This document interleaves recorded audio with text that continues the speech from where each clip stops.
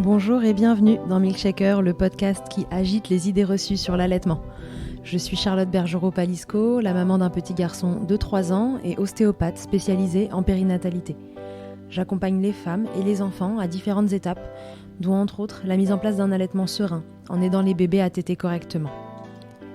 Ce podcast, je l'ai imaginé pour vous offrir des témoignages variés, des expériences de familles qui ont allaité plus ou moins longtemps et avec plus ou moins de facilité. Ici, vous découvrirez l'allaitement sous toutes ses coutures. Vous pourrez aussi vous informer auprès de professionnels, tous spécialisés dans le domaine, pour vous apporter, lors d'épisodes experts, les informations les plus justes et savoir comment vous orienter en cas de difficulté. Mon objectif est simple, offrir ces informations à toute mère, famille et tout professionnel qui souhaite se renseigner sur le sujet. Que chacun puisse faire ses choix de façon éclairée et casser les idées reçues qui circulent pour vous rendre l'allaitement plus accessible, plus facile, normal, banal même, et ce, qu'importe vos envies et votre projet.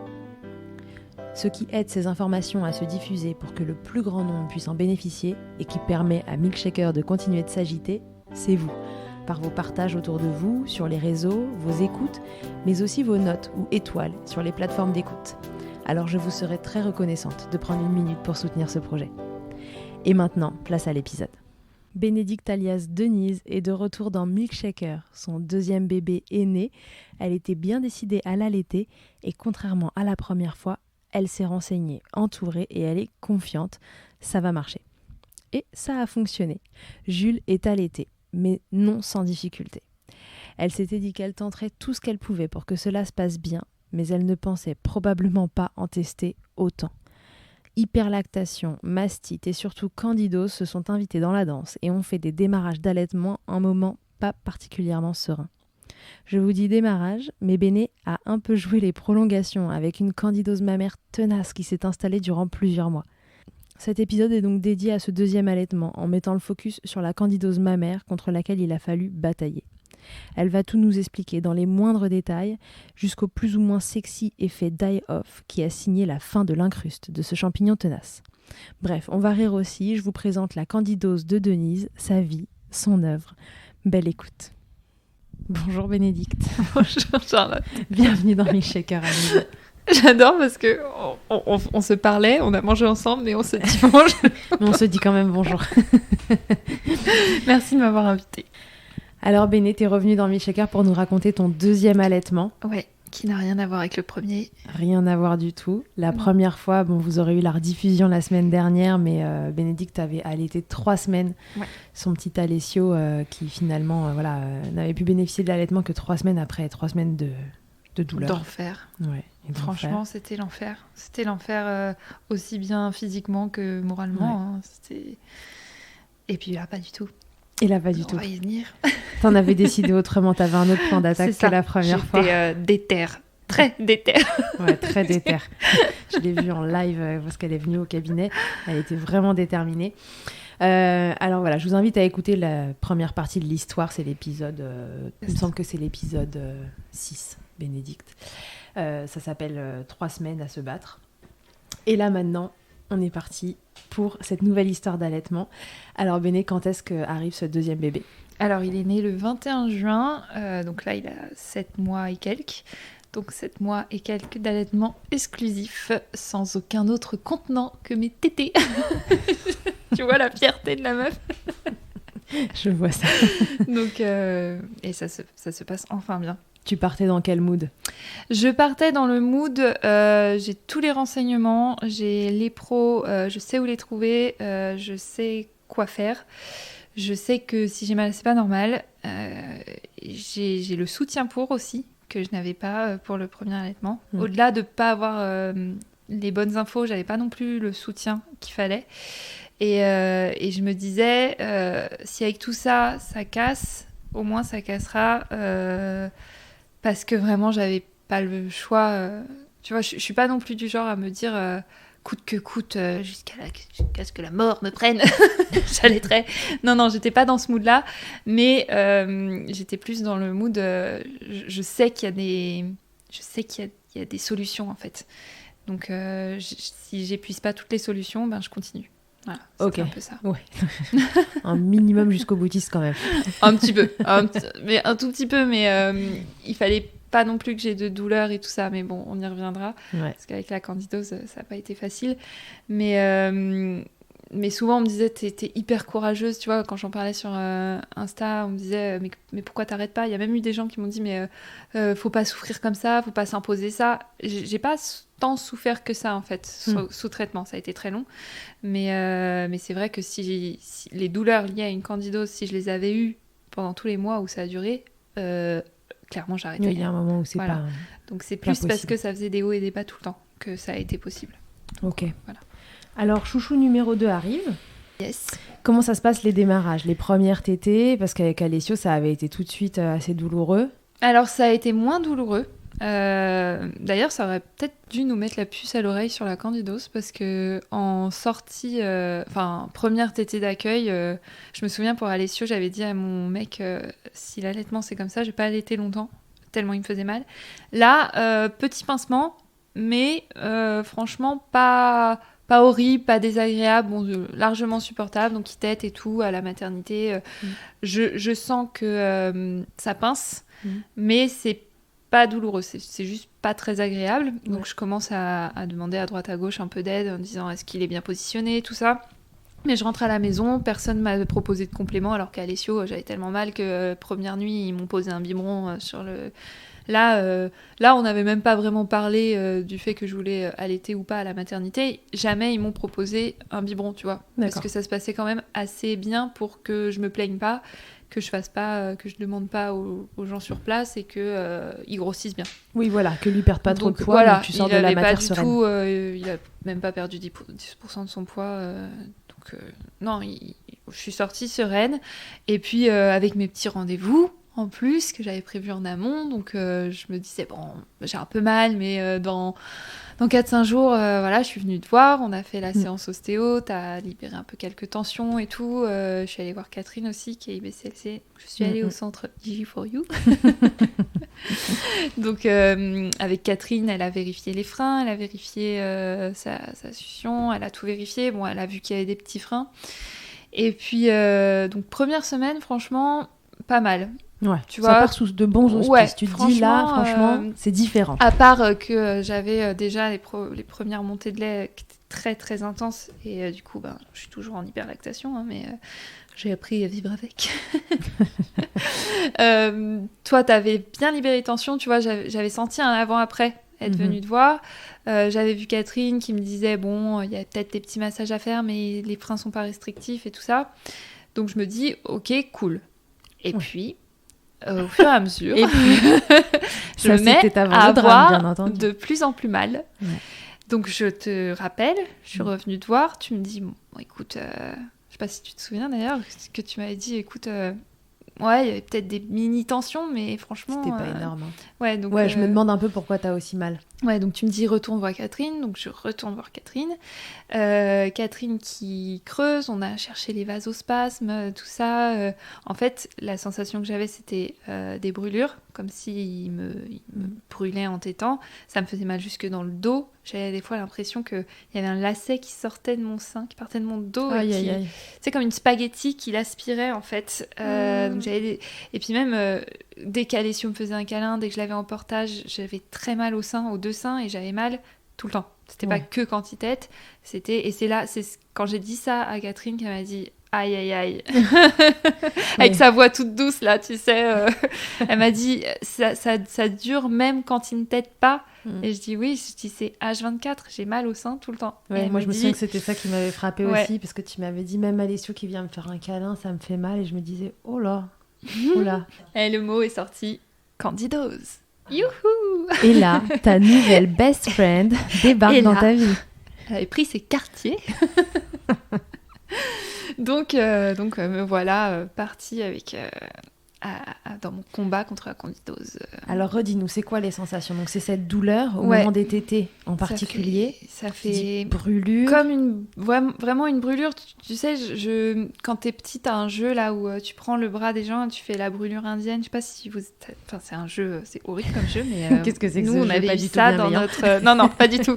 On avait eu ça dans la cour de récré. En fait, tu prends le bras de quelqu'un et tu serres de chaque côté. Ah, et sur ça... un humain? Oui, sur un Ah oui, je humain. croyais que tu allais me parler d'une Barbie Et ou un truc. non, ça fait super mal et ça te tire la peau d'un Je côté vois. et de l'autre. Ouais. Et ça fait très mal. Bon, j'avais eu ça, moi, à l'époque, à l'école. Et ça fait vraiment comme une brûlure où tu as eu un échauffement et on touche l'échauffement, tu vois. Et ça faisait ça sur mes seins, mais même au contact d'une serviette, tu vois.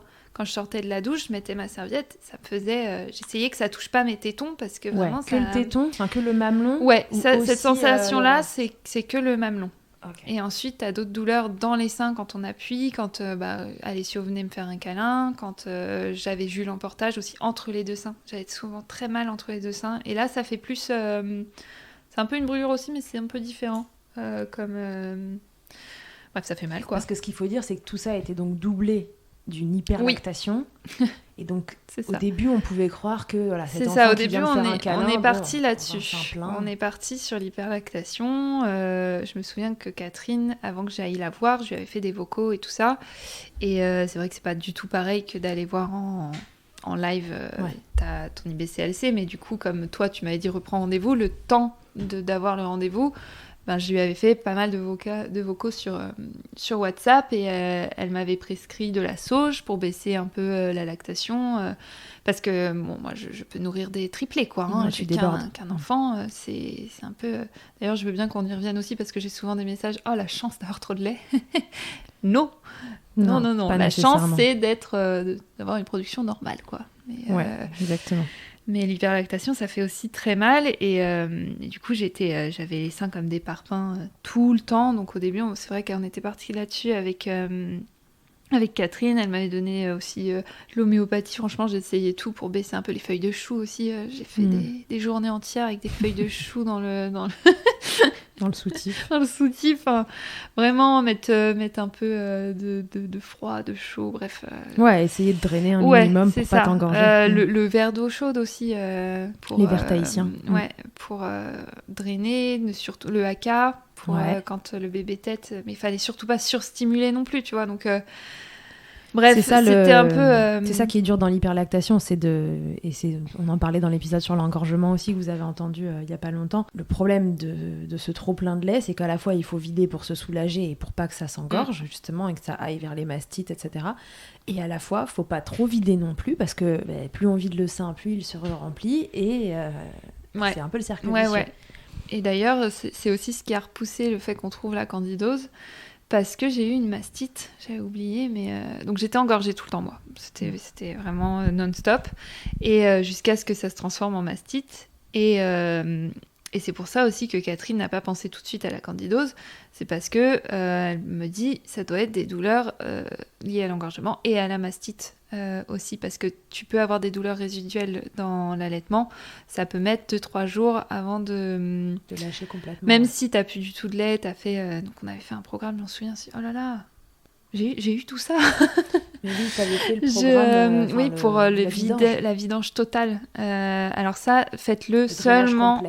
Drainage complet, c'est ça. Faites-le seulement sous surveillance de votre IBCLC parce que ça peut aussi avoir l'effet inverse si c'est mal fait. Et donc moi, j'avais vraiment suivi le protocole de Catherine à la lettre et c'était un protocole qui était adapté à moi.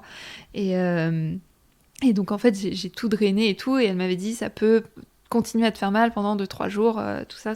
Bon, au final, ça continue à me faire mal jusqu'au rendez-vous avec...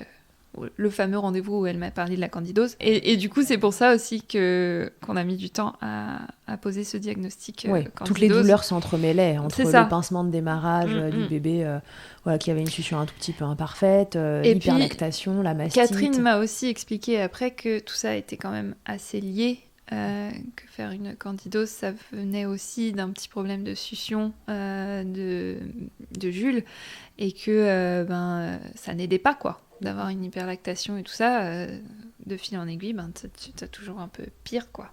Ouais, oui, tu nous as quand même coché pas mal de cases des galères qu'on peut avoir en démarrage d'allaitement. J'ai pas eu d'ampoule de lait et j'ai pas eu de crevasse.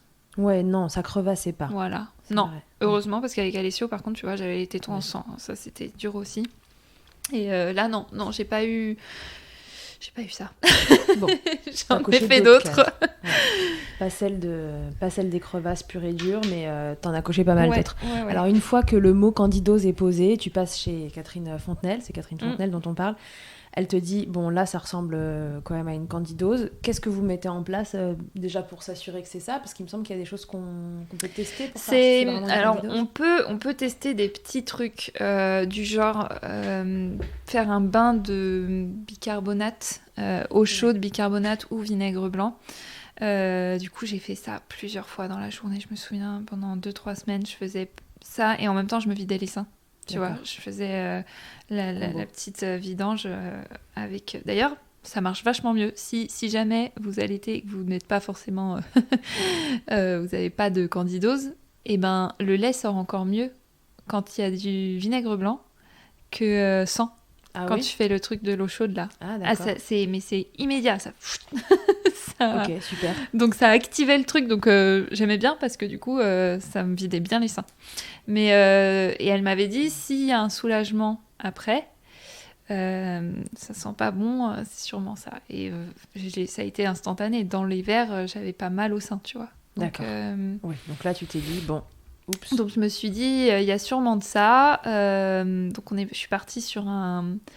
Il n'y a rien qui a aidé en fait, je pense que c'est pour ça aussi que ça a duré autant de temps, parce que ça a duré 4 mois et demi quand même. Préparez-vous, on est à J1 là de donc, la candidose. ouais voilà, ça va être long. Non mais en première intention, les IBCLC, et c'est normal, elles te proposent des traitements naturels qui vont être donc mettre de l'huile de pépin de pamplemousse directement sur tes seins, en consommer aussi, faire les bains justement bicarbonate, vinaigre blanc, rincer tes tétons à chaque fois, enfin même rincer dans la bouche avec une compresse et de l'eau et du bicarbonate, parce que le problème c'est que bébé aussi s'infecte. Oui voilà, c'est un champignon, je vais redire ce que c'est la candidose parce que tout le monde ne sait pas. C'est le champignon qui est responsable du muguet chez les bébés aussi. Donc quand le bébé a du muguet, c'est possible que la maman... Et c'est aussi pour ça que c'est très long, c'est que chacun s'infecte l'un et l'autre. Donc il faut traiter le bébé et la maman en même temps. Et il faut que les deux soient soignés avant que... parce que s'il reste un petit peu chez l'un, c'est possible que ça reparte direct chez l'autre. D'ailleurs, je l'ai vu, hein. Je l'ai vu chez Jules. Mais bon, j'y reviendrai. Et du coup... Je sais encore plus où j'en suis. T'as testé donc ces méthodes naturelles. Et puis attends, on a quand même affaire à Denise qui nous vend des produits les plus naturels possibles sur Mélonia. Ouais, non mais voilà, je faisais avec Jules, je faisais... J'ai tenté quoi. J'ai tenté la façon douce de... Parce que souvent ça marche en plus. Quand c'est pas des grosses candidoses, ça fonctionne plutôt bien. Il y a plein de mamans qui s'en débarrassent comme ça d'ailleurs, juste avec un peu d'huile d'extrait de pépins de pamplemousse et ça, moi ça n'a pas fonctionné. Ça faisait du bien quand même? C'est-à-dire que t'étais soulagée pendant ça? Ça me soulageait, mais ça empirait quand même au niveau des douleurs et tout ça. Ça me soulageait sur le coup, tu vois. D'accord. Mais pas dans le long terme. Pas du tout. Donc Catherine me dit tu peux te faire prescrire du Dactarin. Donc c'est souvent c'est un gel en fait que tu mets sur le téton, et aussi on peut en très petite quantité en mettre dans la bouche du bébé, mais c'est sur prescription médicale. Donc je vois mon gynéco pour la visite normale là, je lui dis est-ce que vous pouvez me prescrire du Dactarin, j'ai une candidose. Lui, il a cru que je parlais de candidose, mais du coup de mycose vaginale, parce que ça peut donner une mycose vaginale en même temps. Moi, de ce côté-là, j'étais tranquille. Et il me dit, mais vous voulez mettre du Dactarin non. Et je lui dis, mais non, mais... En fait, c'était le seul médecin que j'avais vu, mais alors lui, la candidose mammaire, il n'était pas du tout, quoi. Ouais. Bon, il accepte, après avoir vérifié...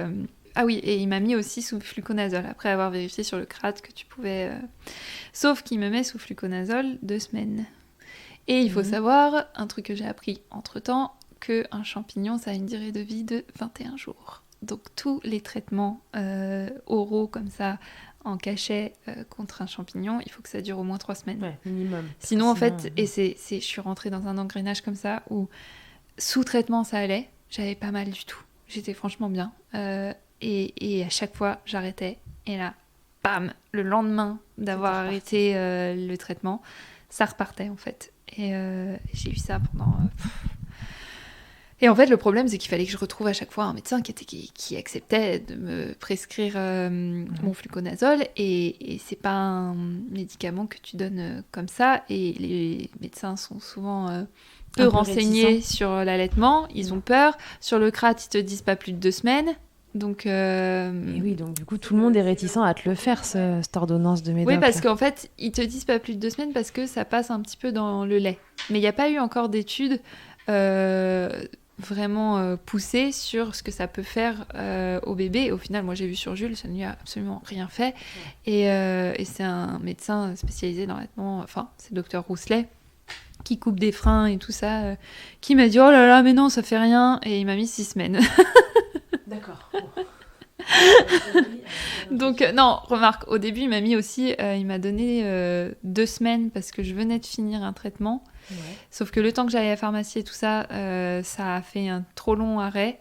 Et par contre, il a accepté de prolonger. Mais même ma pharmacienne a été... Franchement, j'ai été entourée par des gens mais géniaux parce que tout le monde m'a aidé. Franchement, tout le monde m'a aidé et même ma pharmacienne a appelé elle-même. Bah du coup, elle me suit sur Insta, donc elle suivait un peu mes déboires et c'est elle qui a appelé le docteur Rousselet en disant écoutez, j'ai une patiente, vous lui avez prescrit 2 semaines de traitement, ça sera pas suffisant. Est-ce que vous pouvez m'envoyer directement votre ordonnance ? Et donc c'est entre elles avec avec sa secrétaire qu'elles ont fait et genre le lendemain elle me dit vous pouvez venir chercher votre traitement quoi. Donc j'ai eu 6 semaines, mais bon ça c'était en novembre. Tout le monde a été super conciliant. Ouais, franchement tout le monde. Sans ça, sans toute cette aide même des pros de mon entourage et tout, je pense que j'aurais abandonné parce que je vais en reparler après. Il y a aussi tout l'hygiène qu'il faut modifier et c'est ce que Catherine m'a dit au tout début.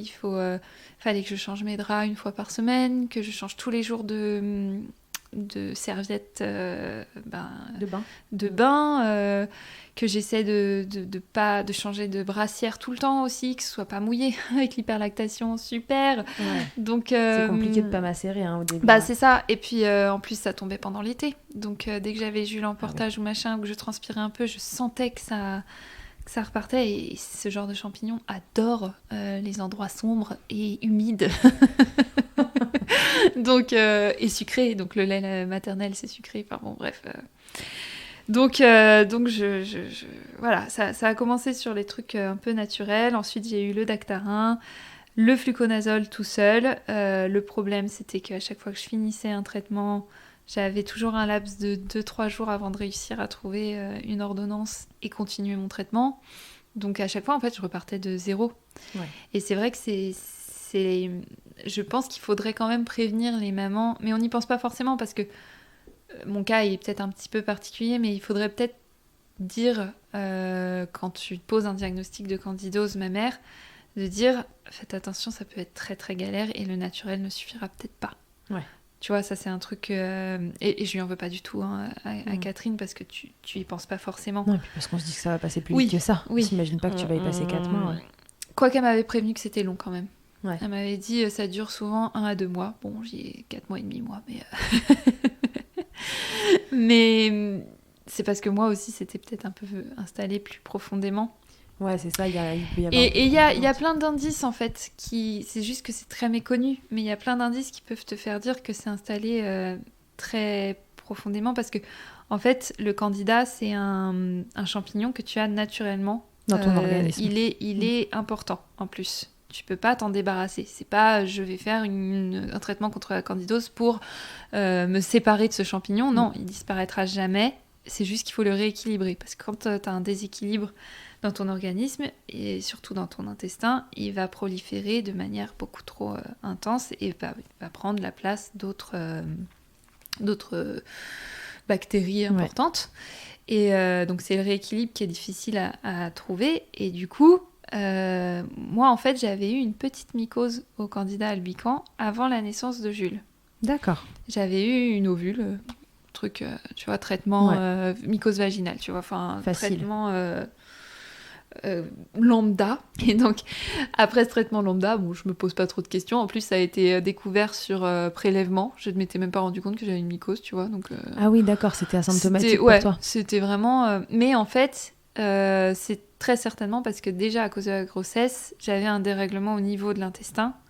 Et que tout ça était lié, en fait. C'est beaucoup plus profond que juste une petite mycose au niveau des seins et du... Oui, c'est juste que c'est venu flamber là où il se passait un truc nouveau. Ouais, et du coup, en fait, Jules est passé par là, donc ça lui en a mis dans la bouche, ça lui en a mis... Donc il est né, limite, avec un muguet. Qu'il t'a remis sur les seins. Et qu'il a fait remonter, sur les seins, parce que moi, j'avais rien au début au sein. Ça me faisait pas mal, ça a été après 15 jours. Par contre, Jules, à la maternité aussi, ils m'ont dit, il a un muguet. Dès la maternité. Et c'est pareil, personne se dit, tiens, cette maman allaite, peut-être que je vais faire un peu de prévention en disant, faites attention, le muguet, ça appelle souvent la candidose. Oui. Tu vois, c'est le même champignon. Donc, oui, bien sûr. Alors après, il y a des moments, leur microbiote intestinal est au top, machin. Donc même si le bébé a du muguet, bon, ben... c'est pas très grave, ça va se rééquilibrer non, c'est au cas par cas. soi-même. Mais là, en fait, ça c'est venait de vraiment toi. au cas par cas. Mais juste aussi faire une toute petite prévention en disant nettoyez-vous bien les seins après, pendant quelques jours parce que ça peut... Soyez vigilante aussi aux douleurs mammaires et tout ça. C'est pas que l'allaitement, ça peut aussi être ça s'il a du muguet, tu vois. Enfin, mettre une piste parce que tu perds moins de temps. Et moi, j'ai perdu... ça a duré autant de temps parce qu'on a perdu beaucoup de temps entre les traitements pas assez longs, trouver ce que c'était, tout ça. Et le champignon, pendant ce temps-là, il se dit « Oh, c'est l'éclate ici ouais, je suis super bien !» Ouais, on était bien. Et puis tu manges de la il s'installe, quoi, la journée, tu vois. Ouais, voilà. Et puis en plus, c'est ça, en postpartum... Le sucre, c'est quand même un moteur, parce qu'on ne l'a pas dit non plus, on te propose, on te conseille de limiter au max le sucre, mais tous les sucres, même les féculents et tout ça. Mais si mère, tu viens d'accoucher, moi les pâtes, c'était mon... c'était mon repas de base. Déjà, tu allaites, tu viens d'accoucher, t'as un autre enfant à gérer, moi j'avais un autre enfant à gérer, t'as quand même ta maison et ta vie à faire tourner, on te dit plus de sucre. Ah bah oui, super, j'ai vachement bien réussi, quoi. Enfin, non, faux, j'ai foiré totalement.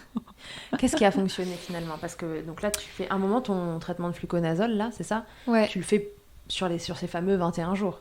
Oui, alors, ça a été 6 semaines. Mais ce qui a fonctionné, donc j'ai rappelé... donc j'ai fait juillet, août. En plus, je suis partie en vacances. Donc là, j'avoue que niveau hygiène, il y avait des fois où... C'était une hygiène tout à fait lambda, normale, mais pas assez pour une candidose. Ouais. Donc je sentais les jours où, tu vois, où on avait été crapahuté, où j'avais un peu transpiré, ou machin, je sentais que le soir, c'était horrible. Donc j'ai fait juillet-août comme ça, à tenir avec les douleurs, parce que ça me faisait quand même assez mal en juillet-août. Les vacances, essayer de faire avec, quoi. Ouais. Et là, j'avais que du Dactarin. Et est-ce que j'avais déjà le fluconazole ? Je crois que j'avais fait 2 semaines de fluconazole, mais j'avais plus rien et j'étais en vacances. Donc, au bout d'un moment, j'avais plus que le Dactarin. Et là, ça a été un moment où j'ai eu vraiment mal. Mm-hmm. Donc, fin août, j'avais rendez-vous avec le docteur Rousselet. Et je me disais, c'est pas possible d'avoir encore aussi mal que... Parce qu'à ce moment-là, je savais pas, moi, que les traitements ne fonctionnaient pas, tu vois, ou que c'était pas assez.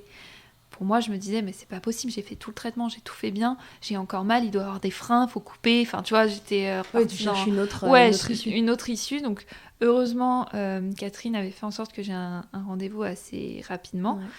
Et effectivement, elle m'avait dit qu'il y avait des freins, mais pas restrictifs. Donc, j'avais des massages à faire à Jules et tout ça. Donc, moi, je me disais, ça se trouve, en fait, j'ai pas du tout de candidose, et c'est juste ces freins qui me font super mal. Tu vois, j'étais...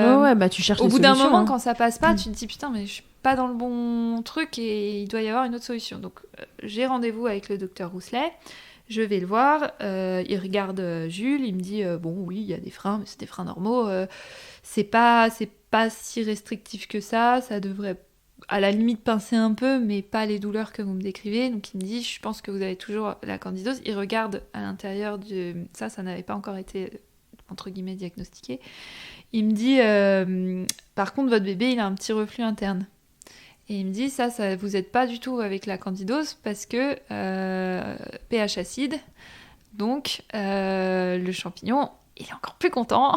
C'est les zones acides, donc dès que c'est dans la bouche de Jules, il prolifère quoi. Donc il me dit forcément ça n'aide pas. Donc il me donne encore d'autres massages à faire et tout. Il me dit vu les petits freins d'ici 15 jours, un mois avec vu que ça grandit et tout ça, ce sera de l'histoire ancienne quoi. Donc je dis ok, mais je fais quoi? Moi j'ai encore mal. En plus quand je suis allée le voir, j'étais vraiment à un point où T'en avais marre là? J'en avais marre. J'étais à un point où je me disais c'est plus possible là, je vais arrêter. Il me faut d'autres solutions. Donc il me dit bon écoutez, si j'avais réussi à avoir du fluconazole parce que j'étais en fin de traitement, j'avais pris mon dernier cachet le matin de le voir. D'accord. Donc voilà, je lui dis je suis sous fluconazole. Il me dit est-ce que vous avez mal quand vous êtes sous traitement? Je dis non. Donc je venais de finir 15 jours. Et là il me dit bon je vous remets 15 jours. Comme ça fera un mois. Sauf que le temps d'aller, tu vois, c'était en août, il y a des pharmacies qui sont fermées, des machins, des trucs. Le temps d'en retrouver, il y a eu 2-3 jours qui étaient passés, donc rebelote. Oui, et puis à ce moment-là, toi, tu sais pas en fait qu'il faut vraiment l'enchaîner et qu'il y a cette histoire de 21 jours qui sont importants. Donc pareil, il me remet 2 semaines, donc il m'avait dit ça fera un mois plein, bon ça va, sauf que j'ai trop tardé à les avoir, donc je recommence, plus de douleur, parce que vraiment, c'est ça qui m'a fait tenir, j'insiste, parce qu'à chaque fois que j'en reparlais, on me disait t'es trop courageuse, machin. Je n'avais absolument pas mal sous fluconazole. Sinon, j'aurais arrêté. Vu les douleurs que c'est la candidose, moi je comprends les mamans qui arrêtent quand elles trouvent pas de... Donc voilà, 2 semaines repartent. Je sens, parce que j'avais commencé, même si j'avais plus mal, j'avais commencé à sentir que c'était pas fini, tu vois. Enfin, en fin de traitement, je sentais encore que c'était là. Et tu sentais quoi, les douleurs c'est pas, ça fait pas forcément hyper mal, mais c'est des sensations quantitête. Tu vois, le truc du spaghetti, tu vois, ça me le refaisait de temps en temps, pas tous les jours, mais ça revenait et je me disais, c'est sûr que c'est encore là, c'est pas possible. Donc 5 jours avant la fin, je dis à Romain, je peux plus là, je vais pas passer ma vie sous fluconazole en fait, donc faut que ça s'arrête. Et entre-temps, j'en parle sur Insta, heureusement qu'il y a aussi Insta, des mamans qui me disent, moi j'ai vu une naturo, ça a marché, machin, donc je me mets à chercher une naturo. Une naturopathe qui me suit me dit, écoute, moi je suis en congé maternité, enfin congé parental même. Je vais bientôt reprendre. Est-ce que ça te dit que je te fasse que je me remette dans le bain avec toi, quoi. Donc je lui dis vas-y. Donc son compte c'est Maman Grandit et je le dis parce qu'elle m'a sauvé la vie. Donc vraiment, si vous cherchez une bonne naturo, Maman Grandit, voilà. Ok. Et alors qu'est-ce qu'elle te propose de faire? Et donc elle me dit tu continues le fluconazole, tu continues tout ce que tu fais. Et là elle me fait tout un programme parce que j'avais repris le sucre. D'ailleurs je lui dis moi je sais que tu vas me dire d'arrêter le sucre mais je peux pas en fait, c'est un moteur, là je peux pas en postpartum tout ça. Et en fait elle a su aussi écouter mes exigences pour que j'arrive à tenir dans le temps, parce que c'est ça le problème, c'est qu'il faut que tu tiennes au moins 3 semaines avec le régime sans sucre ou peu de sucre, les compléments alimentaires, les probiotiques, les prébiotiques, les machins. Ouais. Mais c'est vrai que la Marie Morin et les Kinder Bueno, ils font pas partie de l'équation. Non, et j'en mangeais, mais même ça me faisait du bien, tu vois. Enfin, ça me faisait du bien le soir quand les deux étaient couchés et parce qu'en plus j'étais en été toute seule avec les deux. Romain travaillait, j'avais 0 relais parce que tout le monde était en vacances, crèche fermée, machin. Enfin, donc vraiment toute seule et avec mon grand qui était reparti comme si c'était un bébé aussi. Enfin. Ouais. Donc voilà la totale. Et donc elle a su, c'est ça qui a tout changé, elle a su prendre toute ma vie aussi en compte pour me proposer un truc qui a fonctionné. Donc je fais avec elle me fait tout un questionnaire et tout ça où je réponds à toutes ces questions, tout ce que j'ai déjà fait, tout ce qui marche pas. J'ai appris d'ailleurs que moi je prenais le fluconazole et j'avais continué les trucs naturels parce que je me disais on va faire doublon. Doublon, pareil sur les probiotiques. On te dit de prendre des probiotiques pour équilibrer ta flore intestinale, mais il faut pas les prendre n'importe comment. Et ça C'est une sage-femme qui tient, tu sais, Maud, qui tient un petit pas de géant, qui m'a aidée aussi. Mais je te dis, j'ai eu de l'aide qui venait de partout, franchement. Et au fur et à mesure, j'ai eu... l'entièreté des voilà, informations. c'est ça. Et ben en fait, l'extrait de pépins de pamplemousse, il faut pas le prendre avec le fluconazole. Ça a tendance à... Les trucs de pamplemousse, ça annule les médocs, c'est ça? À annuler ce médoc. Donc en fait, elle m'avait dit, non, tu pourras continuer quand tu auras fini le fluconazole. Pareil, moi, Maud, ce qu'elle m'avait dit, on m'avait dit, prends du Lactibiane. Souvent, c'est le probiotique qu'on te dit de prendre avec la... C'est le Lactibiane Candidis, là, c'est ça? Ouais, CMD quelque chose, 10. Et sauf que Maud, elle me dit, mais ça ne sert à rien parce que le fluconazole, c'est l'équivalent d'une bombe nucléaire pour ton microbiote. Ça fait pas la différence entre le champignon et les vrais trucs. Ça dégomme tout, en fait. Et le truc, c'est que il faut prendre des probiotiques, ça c'est vraiment important. Mais une fois que tu as fini... Oui, une fois que la bombe est passée. C'est ça, une fois que la bombe a tout rasé. Le problème, c'est que moi, je prenais tout en même temps, et puis j'arrêtais tout en même temps.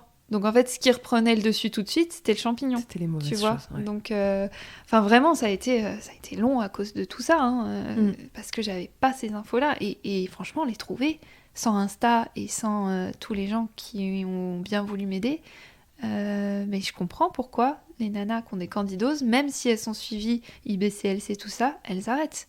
Parce que c'est au-delà de l'allaitement, en fait, la candidose. Oui, bien sûr. C'est un problème de... Alors, quand ça dure autant de temps, en tout cas, c'est que c'est au-delà de l'allaitement. C'est pas le bébé qui avait un petit muguet. Mais c'est souvent au-delà de l'allaitement, en fait. Ça vient de ton microbiote intestinal. Et le bouleversement hormonal fait que tu as... Oui, je suis devenue une grosse pro de la candidose. Oui, je vois ça. Mais 4 mois et demi, la tête dedans... Tu feras l'épisode expert aussi. Je te jure.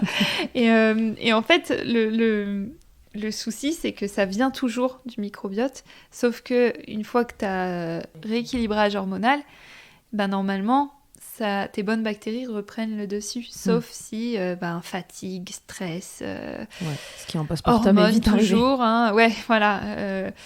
tous ces trucs-là qui t'aident pas du tout, sucre. Oui, Marie Morin, mes mousses au chocolat, tout ça c'est de sa faute. Elle continue d'en acheter. Et donc, et c'est pour ça que j'en ai fini avec une naturo qui a su rééquilibrer. Qu'est-ce que tu avais le droit de manger et de pas manger? Alors évidemment, ne suivez pas ça à la lettre, c'est des choses qui sont individuelles. À mon cas de figure et à mes goûts aussi, parce qu'elle a fait attention à ça. Je me souviens, elle m'avait même fait une petite, trop mignonne, elle m'avait fait une petite recette de mousse au chocolat light et sans. Donc je continue à manger mes petites mousses au chocolat avec du pois chiche et tout ça. Oui, c'est pas les mêmes mousses au chocolat, mais tu vois, elle essayait de garder mes habitudes pour que. Super.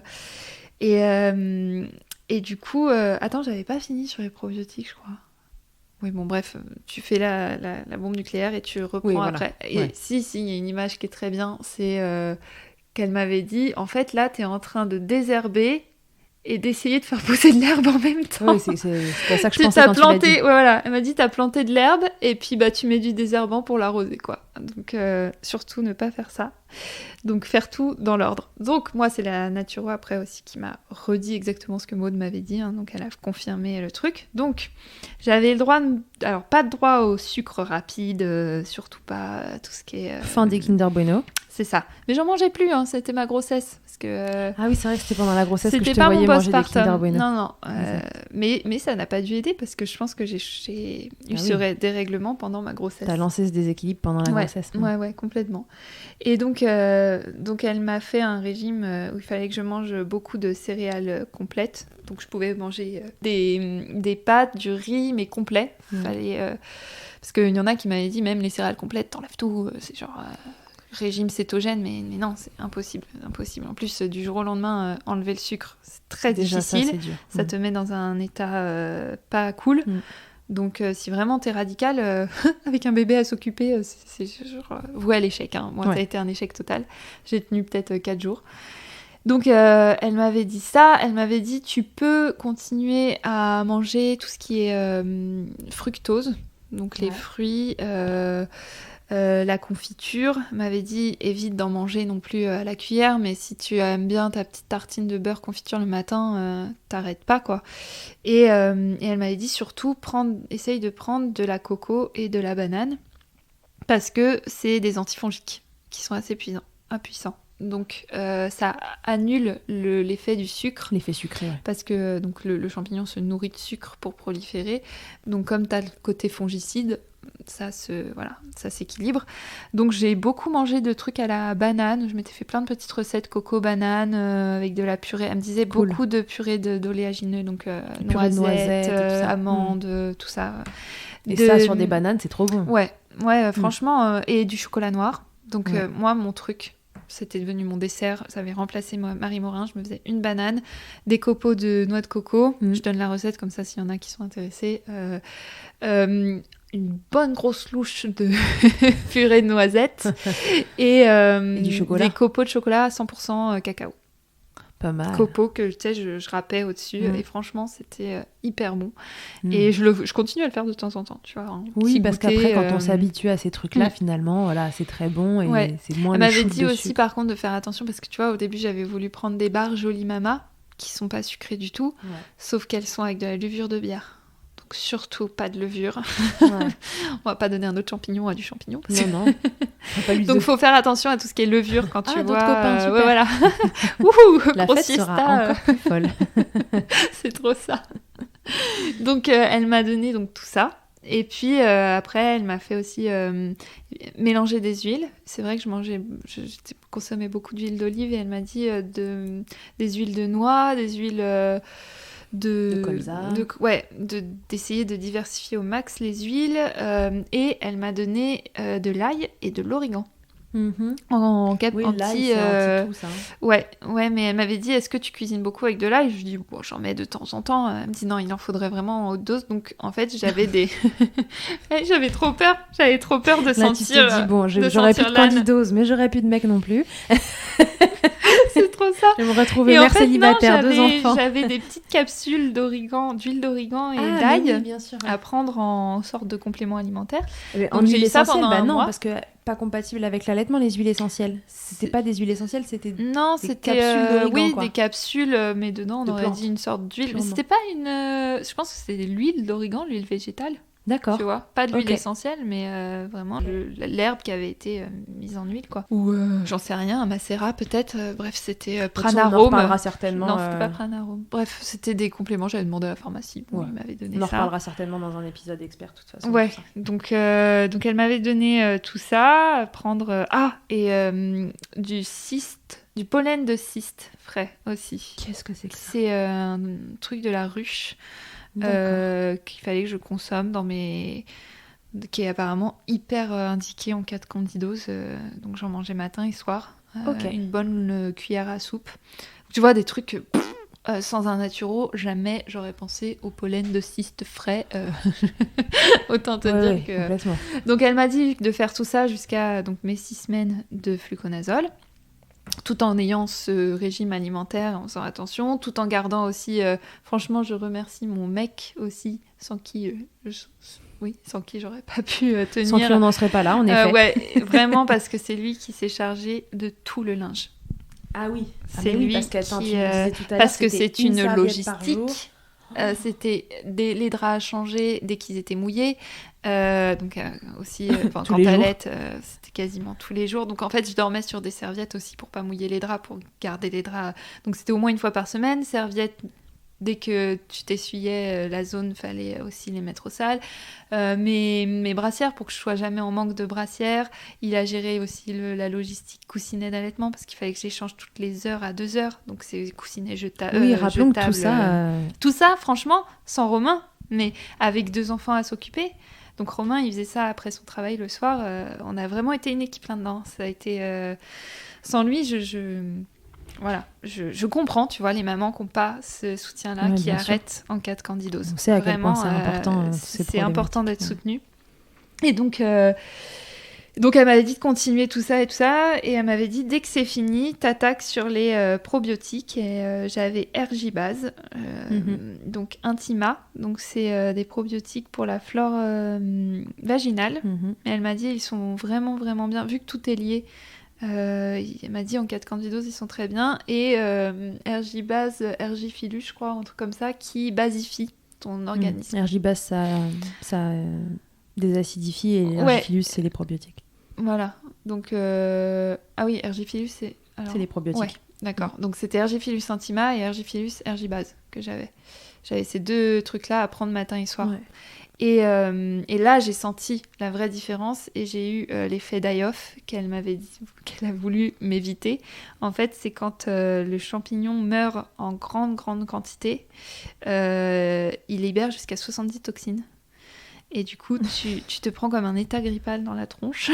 Oh là là. Le temps que ça s'évacue, bon, ça dure 2-3 jours. Et en fait, en fin de...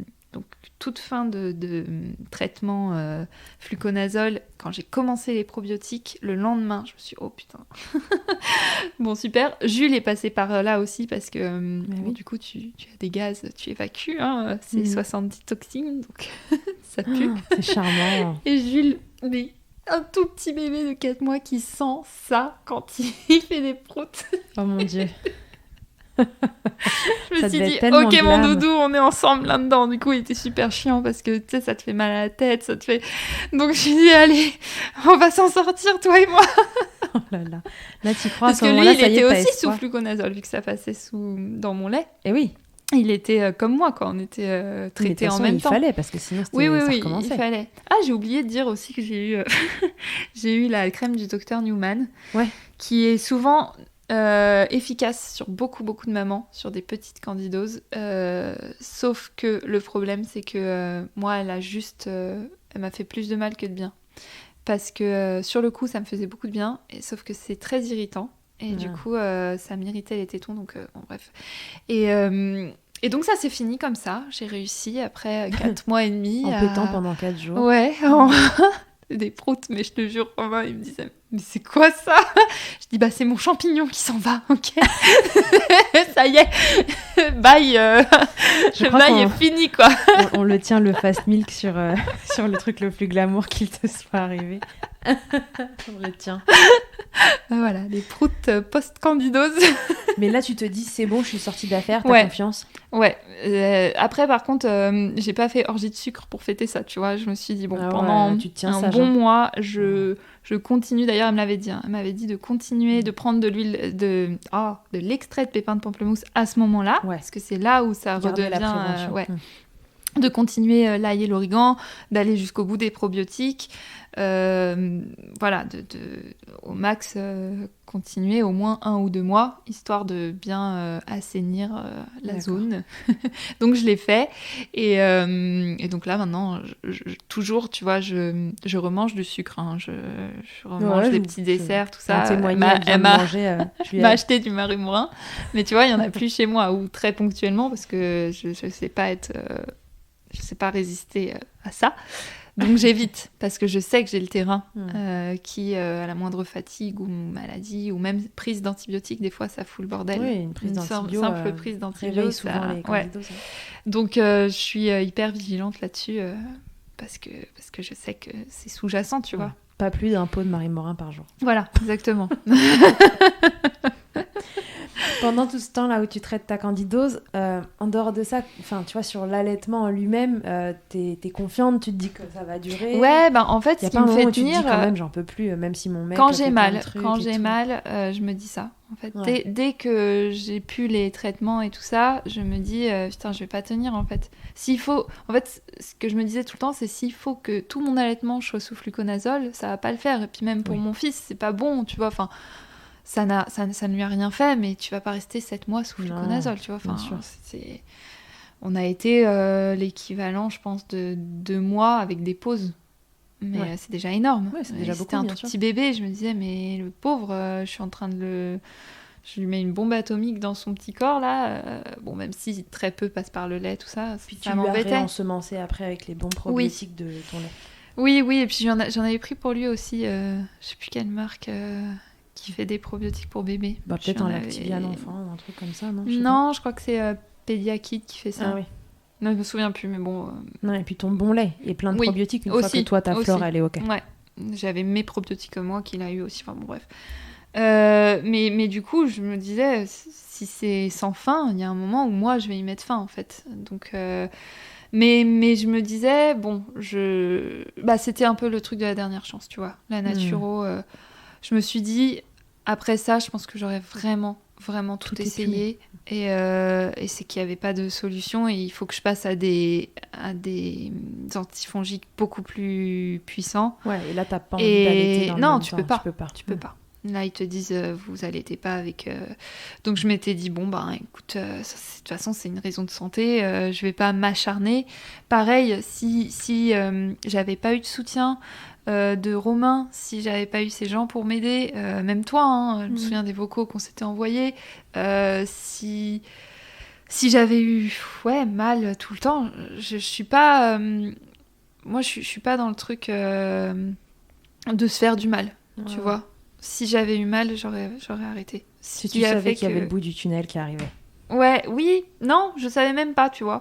J'essayais, je voulais essayer tout ce qu'il y avait à essayer, mais le fluconazole m'aidait aussi au fait que j'avais pas mal pendant... Et en plus, quand j'avais pas mal, ça se passait parfaitement bien, tu vois. Donc c'est ça aussi qui fait que tu tiens. Si en plus de tout ce truc de candidose, il avait eu des freins, il avait pas pris de poids, il avait machin... j'aurais dit c'est bon, il sera très bien au biberon et puis tout le monde ira bien. Là non, dès que j'étais sous fluconazole, je pouvais faire 2-3 semaines où ça allait et puis dès que j'arrêtais 4-5 jours après c'était reparti à me faire mal. Donc, Est-ce que cette candidose elle est venue un peu tester ta motivation? Tu sais, t'avais dit en commençant j'essaierai tout pour que ça marche, j'ai les infos, etc. Est-ce que cette candidose, elle est venue tester ce mantra que tu t'étais dit avant oui, parce que tu vois, quand j'ai fait appel à la naturo, je savais que c'était la dernière chance. Je m'étais dit, après ça, si ça marche pas, il y a plus de... J'ai plus de solution, moi. J'arrive à bout, j'en ai marre, en plus, parce que bon, c'est très... c'est pas facile, au jour le jour, de vivre avec... ton champignon. Mais vu tout ce que ça implique, donc j'avais dit à Romain, on était d'accord, je lui ai dit écoute, je fais les 6 semaines, je fais tout ce qu'elle m'a dit, la naturo, machin et tout, ça marche pas, biberon. Et ça a marché. Et Romain, il disait quoi? Romain... il faisait le linge, ça on a bien compris. Ouais, heureusement. En fait, il m'a suivi un peu les yeux fermés, quoi. Et ça aussi, je le remercie. Tant que toi t'étais motivée, il te suivait. Je le remercie de jamais m'avoir dit oui mais on va peut-être arrêter ou ça me saoule là ou démerde-toi, tu vois, c'est toi qui as choisi donc démerde-toi. Est-ce que c'est un truc tu sais sur lequel tu l'avais un peu briefé avant, parce qu'on dit souvent aux mamans qui ont un projet d'allaitement que c'est bien si l'entourage voilà, tant qu'elles ont envie ils les soutiennent et qu'ils leur offrent pas cette porte de sortie, tu vois, dont elles veulent pas dans le fond.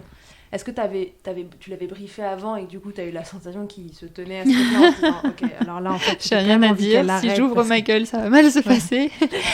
Alors je l'ai pas ressenti pendant, mais c'est vrai que j'avais eu ce discours pendant ma grossesse où on était revenus ensemble sur ce choix d'allaiter, sur notre allaitement, je dis notre allaitement avec Alessio parce que lui il était comme moi, il savait rien et c'est lui qui a pris la décision finalement qu'on arrête, qui a un peu poussé le truc et je l'ai suivi cette fois.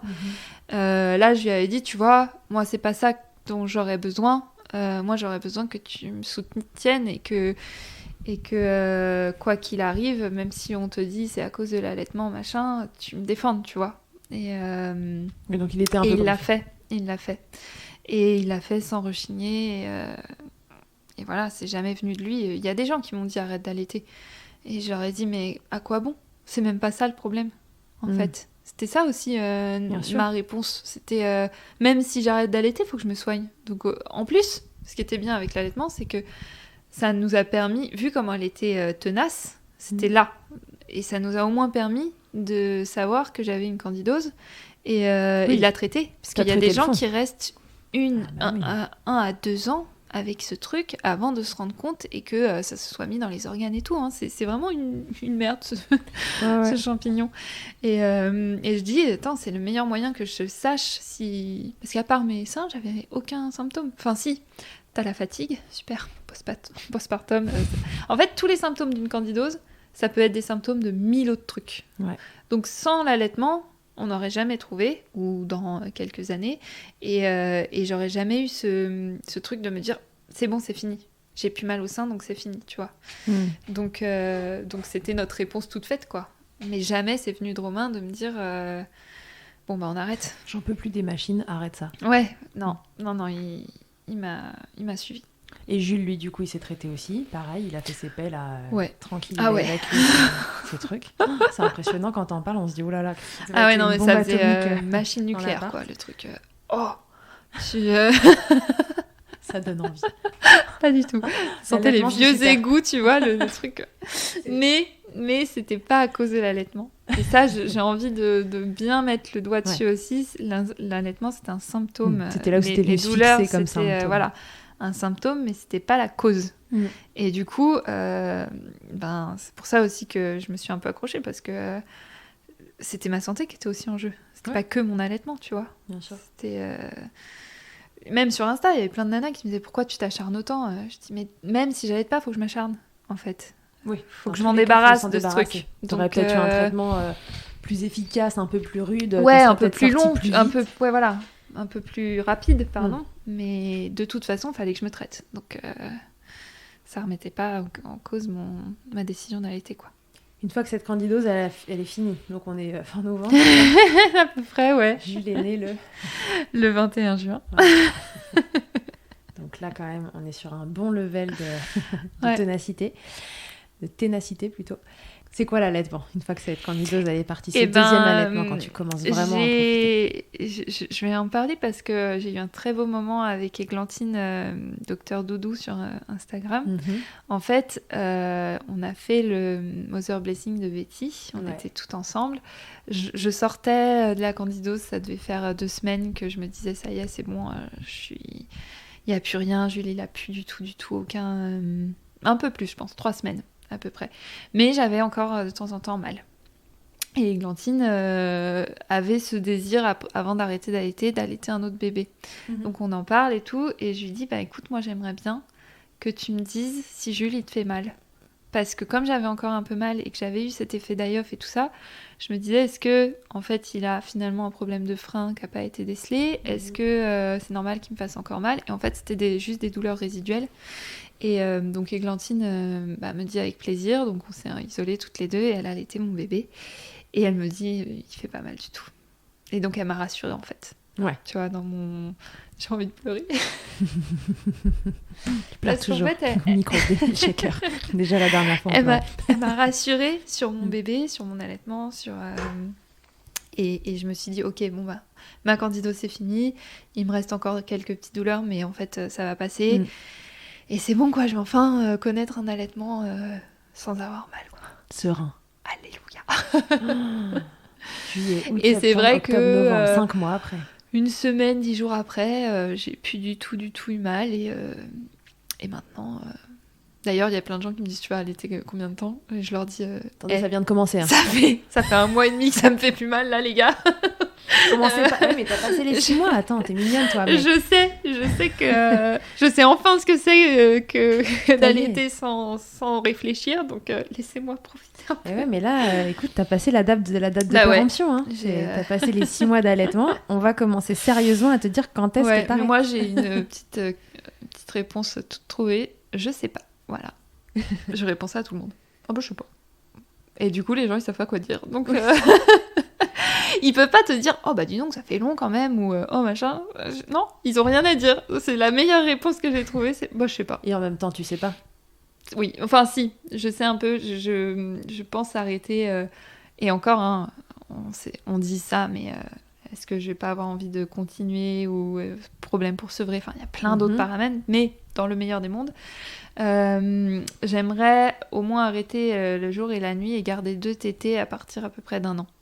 D'accord. Tu vois Si j'arrive à faire ça et que je garde la tétée du matin et de retrouvailles le soir, à partir de ces 1 an, 13 mois, ça m'ira très bien. Pourquoi 1 an ? Parce qu'en fait, j'ai pas trop envie d'allaiter un bambin. D'accord.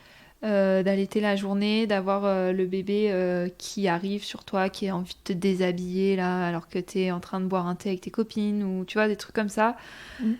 Quand je l'ai vu chez des copines, je pense que vraiment j'ai aucun jugement en plus. Hein. Tu vois, si elle s'y retrouve et que ça leur pose aucun problème, moi j'ai aucun problème à le voir. Par contre, je sais que moi, si je suis avec des copines, je bois un coup ou machin, j'ai mon bébé qui vient farfouiller sous ma veste, qui hurle parce qu'il lui faut le sein tout de suite. Je sais que j'aurais du mal. À partir du moment où le bébé est un peu plus grand et vraiment bien diversifié et tout ça, je pense que j'aurais du mal. Par contre, j'aimerais garder ces 2 tétés un peu câlins dans l'intimité de ma chambre, de mon salon, Ouais. Voilà. Tu veux finalement pas conserver un allaitement à la demande. C'est ça. Passer ce timing où ça devient un bambin, tu veux pouvoir et je pense qu'une fois bambin, c'est possible, je dis pas facile, tout ça, mais faisable à mettre en place, tu vois. Je pense que tu peux sevrer la nuit, je pense que tu peux... à la limite, après, même le samedi, si je suis chez moi toute la journée, je ne le refuserai pas, tu vois. Mais mettre des limites très claires sur ce que ce soit plus à la demande, quoi. Oui, t'arrêtes le côté à la demande c'est ça. Vers 1 an. Et après, si ça induit un allaitement, un sevrage, eh ben, je le sais, en fait, que souvent de faire ça, c'est un début de sevrage et que le bébé peut se désintéresser. Bon, tu l'accepteras. Je l'accepte, tu vois. Mais je pense que je vais essayer de mettre ça en place à partir à peu près d'1 an. Ok. On verra comment ça se passe. Tu te laisseras porter. Je dis ça maintenant. Ouais, c'est ça. Je me laisse porter sur cette question-là. Parce que je dis ça maintenant et ça se trouve à 12 mois, je vais c'est encore trop mon bébé, je peux pas. Il est si petit. Ou alors, ça se trouve, j'aurais déjà sevré à 9 mois parce que j'en pourrais plus, tu vois. Ouais, tout est possible. Je suis très... tant que Madame la candidose ne revient pas. Oui, c'est ça. Et tant que je m'y retrouve, tu vois. Je sais que c'est ce qu'il y a de meilleur pour un bébé et tout ça, mais il faut que je m'y retrouve aussi. Ouais. Si à un moment ça devient une corvée pour moi, j'arrêterai, quoi. Et l'hyperlactation, comment ça se gère maintenant ? Comment ça se gère maintenant ? C'est surtout que j'ai trouvé un bon moyen de tirer...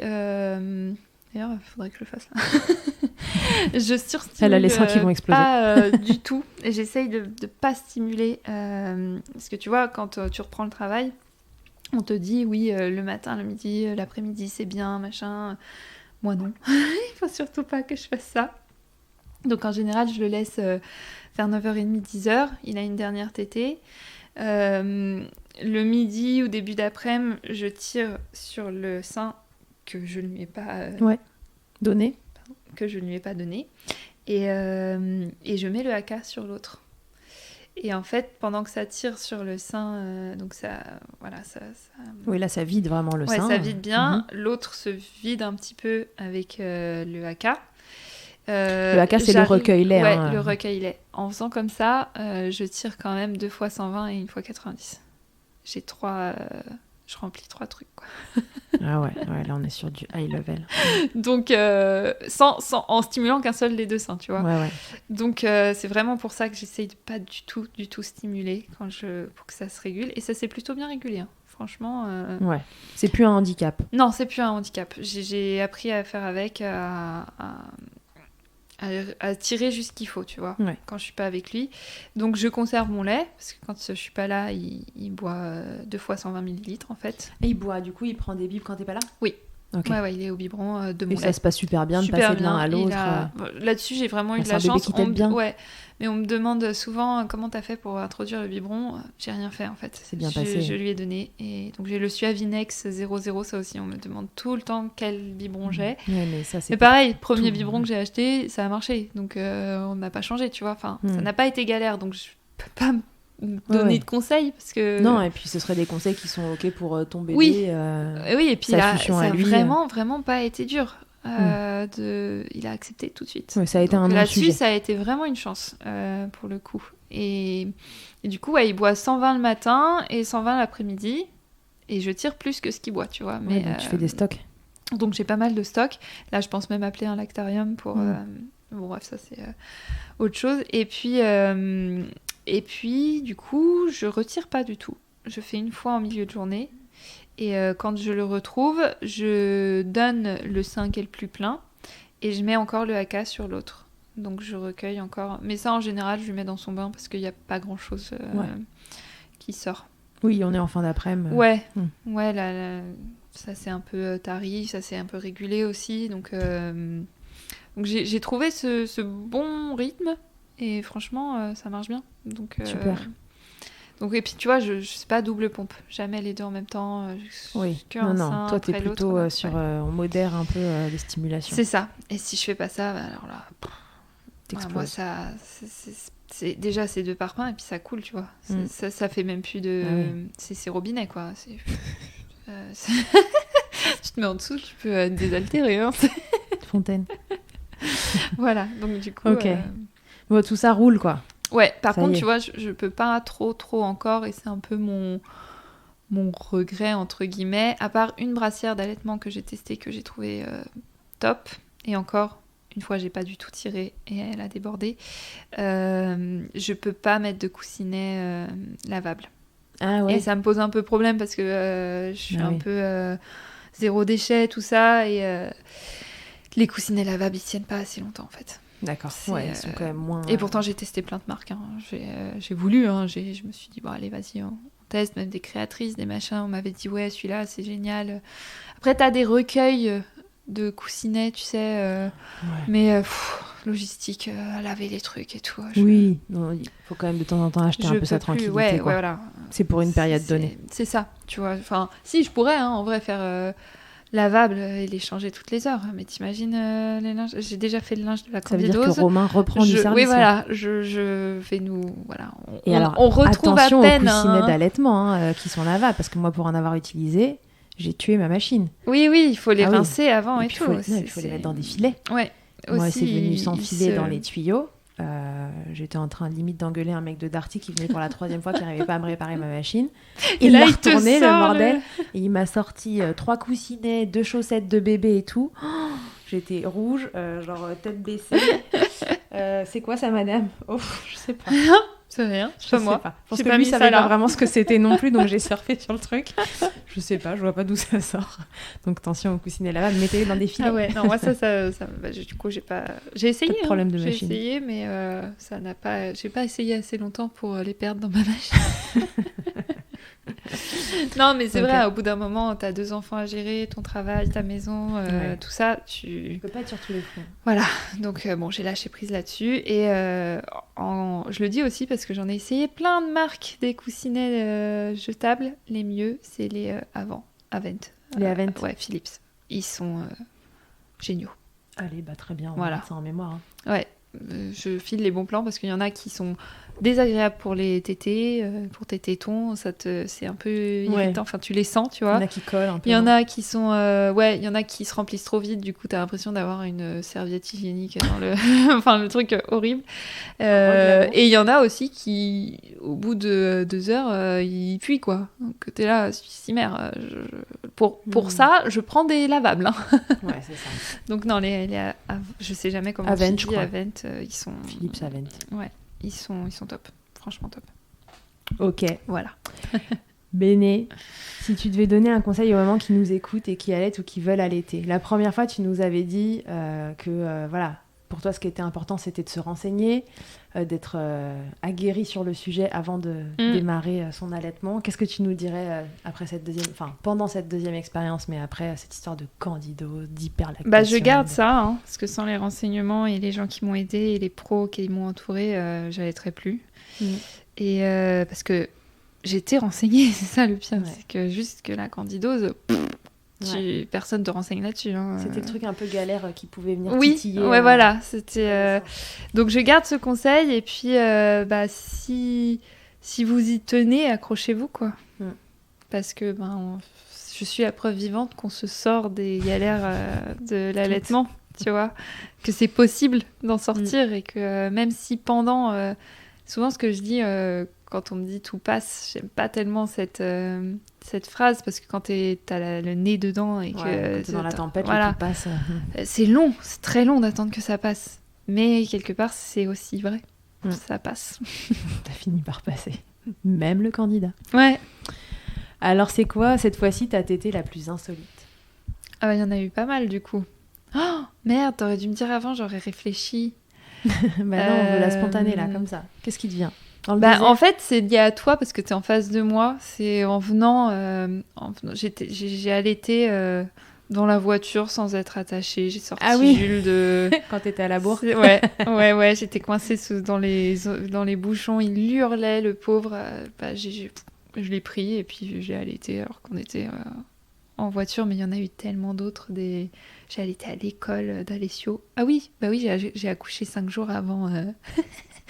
5 jours avant la visite de l'école, donc j'y suis allée, mais j'y suis allée avec mon nouveau-né, quoi. Et du coup, il a fallu qu'il tète. Il a tété. Voilà. Ouais. Ah, dans le désert aussi, ça c'était une belle tétée. Trop belle photo que tu nous avais postée. Ouais, non, il y en a eu pas mal. Dans le désert, c'était où? À Dubaï? Dubaï, ouais. Le truc le plus glamour qu'il t'ait donné durant ton allaitement? Les proutes. Mais c'est pas vraiment l'allaitement. Non, là actuellement, et ça date de comme Jules est malade et qu'il est un peu enrhumé, c'est les crottes de nez sur les tétés. Ah oui, j'ai vu ça. Ah ça, non mais ça franchement, j'étais pas prête non plus. Personne m'avait prévenu. Je me retrouve avec un Mickey là. J'étais là, oh oui, qu'est-ce que c'est? Tu sais, il enlève son nez et t'as la crotte de nez qui ressort et qui reste accrochée. Et t'es là, mais non, je veux pas. Et j'ai eu plein de mamans qui m'ont dit, oh, et puis quand c'est ça, plus la purée ou machin, tu sais, ils veulent manger. Je sais pas, putain, il y a tout ce qu'on veut sur le tété là. Ok, très bien. Ta position préférée dans le Kama Sutra de l'allaitement? J'aime bien, je connais pas le nom, mais quand tu dors et que t'es en face à face, tu sais. Sur le côté? Ouais, sur le côté, allongés tous les deux. Je sais pas ce que c'est, mais tout le monde a compris. Bébé allongé sur le côté. Et même carrément, j'arrive, comme j'ai des tout petits seins, j'arrive à passer, comme quoi la quantité ne dépend pas de la taille. Hein. Ouais, ça je le dirai jamais assez. La taille ne compte pas. J'arrive à passer mon bras en dessous de lui, donc en fait je le love dans mon bras sur le côté, et il tète, et moi je suis sur mon coussin, et ça je kiffe. Trop bien. Gros moment d'ocytocine. full ocytocine. Si en un mot tu pouvais me résumer ton allaitement? Ténacité. Ça marche. Beau aussi. Voilà. Ça me va. Merci Béné. Merci à toi. D'être venue raconter ton histoire, d'être venue manger un peu de Marie Morin avec moi. C'était parfait. Il y aura peut-être une autre histoire d'allaitement un jour, qui sait. Alors, on voudra savoir cette fois qu'est-ce que tu nous trouves pour... Est-ce que cette fois encore d'un cran dans le level. Non, c'est bon. Je crois que j'ai tout donné là. La prochaine fois, c'est un long fleuve tranquille. J'aimerais bien que la prochaine fois, ouais. Même mon postpartum, parce qu'au final, pour Alessio, ça n'avait pas été parfaitement comme je voulais. J'ai pas eu des postpartum difficiles, j'ai pas fait de dépression et tout ça. Mais Alessio, en fait, j'étais trop enfermée. Donc je devenais folle. Jules, j'étais pas assez enfermée. Et j'avais trop de choses à gérer en plus d'un bébé. Donc pour un troisième, j'aimerais bien un allaitement qui roule et un postpartum tout doux, tu sais. Facile. Ouais. Je sais pas si ça existe, mais on va me le souhaiter. Ouais, il y en a. On va en fait le souhaiter. Béné, pour ton actualité, il y a toujours ton compte This Perfect Day, et puis il y a Melonia Shop qui est née un peu en même temps que Jules. Qui est née un mois avant Jules. Ouais, moi je fais ça aussi en plus de l'allaitement, parce que du c'est bébé. Vrai que le postpartum, je lance je lance un e-shop. C'était pas assez dur ma vie. Voilà, où vous retrouvez tout plein de produits cosmétiques et autres pour prendre soin de vous de la façon la plus naturelle possible. Béné, elle fait des sélections de produits qui sont bien sous tout rapport. Pour faciliter la transition vers le naturel, pas retourner à des produits... que ce soit facile pour chaque attente, en fait. On retrouve un peu de tout avec des belles compos et c'est pour les femmes dans toutes les étapes de leur vie. Super. Voilà, rendez-vous sur le Melonia Shop. ou sur son compte pour en savoir plus. Merci beaucoup d'être revenu dans Milkshaker et d'avoir raconté tout ça. Ça va faire Merci à toi. un épisode bien riche en informations et en galères. Ouais. Et puis je m'occupe de vous trouver un expert ou deux, parce que peut-être que ça va être intéressant de faire intervenir un naturopathe pour cette histoire. Je vais voir ça. Donc voilà, je vous tiens au courant pour la suite. À tous et à toutes. À très bientôt dans Milkshaker. Salut Béné. Salut. Que ce soit votre première écoute ou que Milkshaker vous accompagne régulièrement, merci beaucoup d'avoir écouté cet épisode. Si vous aimez ce podcast, je vous rappelle que vous pouvez donc le noter, vous abonner sur votre plateforme d'écoute et on peut se retrouver sur les réseaux @milkshakerpodcast pour échanger ensemble. Vous pouvez aussi retrouver tous les épisodes sur mon site internet charlotte-bergerot.fr et si vous me cherchez en tant qu'ostéopathe, pour vous ou pour votre bébé, vous pouvez me retrouver à Suresnes dans les Hauts-de-Seine au centre IG4U que j'ai créé en 2020. Vous y trouverez aussi une équipe de thérapeutes spécialisés dans la prise en charge de la femme et de l'enfant. Pour plus d'infos, rendez-vous sur le site IG4U, IG ça s'écrit YGY, et sur Doctolib pour la prise de rendez-vous. On se quitte en musique avec Emma et son titre Blinded, écrit et composé en collaboration avec Nemen. Je vous dis à très vite pour un nouvel épisode, et d'ici là, n'oubliez pas, prenez soin de vous, milkshakez autant que vous le voudrez, et bousculons ensemble les idées reçues sur l'allaitement maternel.